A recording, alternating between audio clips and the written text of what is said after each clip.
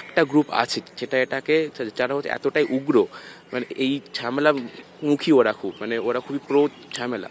এবার যেটা এখানে হয় সেটা হচ্ছে যে আমি ওর সাথে মানে মানে হচ্ছে কথা বলতে চাই যে ও ঠিক আছে কি না বা ওর কি হয়েছে না হয়েছে। মানে এবার সমস্যাটা হচ্ছে ওর সাথে আরও 3-4 জন ছিল।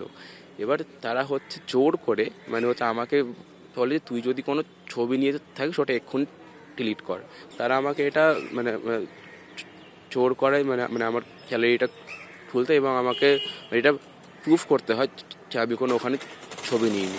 আমরা গতকাল রাতের ঘটনা যেটা জেনেছি, একটি ছেলেকে একটা ল্যাপটপ চুরি এবং এই সংক্রান্ত কিছু অভিযোগ নিয়ে অন্য কিছু আবাসিক ছাত্র তারা তাকে কিছু প্রশ্ন করে এবং তাকে কিছুটা আমরা শুনেছি হ্যারাসমেন্ট করে। এখন ঘটনাটা হচ্ছে যে যাই ঘটে থাকুক, চুরি বা তার ঘটনা, তার একরকম একটা তদন্ত হতে পারে বা তার একরকম ব্যবস্থা হতে পারে, কিন্তু কেউ এরকমভাবে একসাথে হয়ে কাউকে কোনো রকম হ্যারাসমেন্ট করা, এইটা আমরা নির্যাতন করা বা হ্যারাসমেন্ট করা, এটার আমরা তীব্র বিরোধী এবং আমরা চাই এটা তদন্ত হলে দেখা হোক যে কী হয়েছে ঘটনা। হ্যাঁ, আমি গিয়েছিলাম, কিন্তু র্যাগিং একেবারেই নয়। তবে আমি গিয়েছিলাম, একটি ছেলে অসুস্থ হয়ে গেছে বা ভয় পাচ্ছে এরকম একটি খবর পেয়েই আমাকে ভিসি স্যার পাঠান।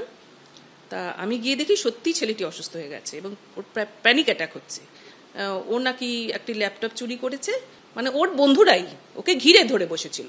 হোস্টেল সুপারও ওখানে ছিল, কোনো রকম অ্যাসল্ট বা কিচ্ছু হয়নি এবং উত্তপ্ত আলোচনা, অন্যান্য ছেলেরা খুব উত্তপ্ত আলোচনা। কিন্তু আমি দেখলাম ছেলেটিকে ভর্তি করতে হবে, নইলে ও শরীর খারাপ হয়ে যেতে পারে। রাতে তো আমরা চলে আসবো, তখন ছেলেটি অসুস্থ হয়ে গেলে তখন কি হবে?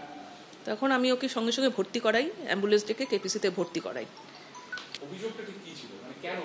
ওরা যেটা বললো, ওই ছেলেটি আমাদের ল্যাপটপ চুরি করেছে, এই হচ্ছে অভিযোগ। কিন্তু সেটা তো সেই ল্যাপটপ ওরা পেয়েও গেছে। এবং কালকে সঙ্গে সঙ্গে আমাদের মেডিকেল অফিসারকে আমরা পাঠিয়েছিলাম। তিনি দেখে বললেন যে যেমন হয়, একটা বন্ধুদের মধ্যে ভুল বোঝাবুঝি হয়েছিল ল্যাপটপ নিয়ে, যে কারণে সে একটু ভয় পেয়ে গেছিল।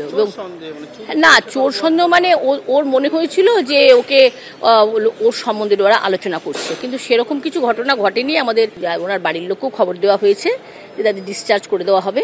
ছেলেটা এখন সম্পূর্ণ সুস্থবোধই করছে এবং তাকে বলা হয়েছে তার যদি পড়াশোনা সংক্রান্ত কোনো অসুবিধা হয় সে যেন আমাদের কর্তৃপক্ষকে জানায়।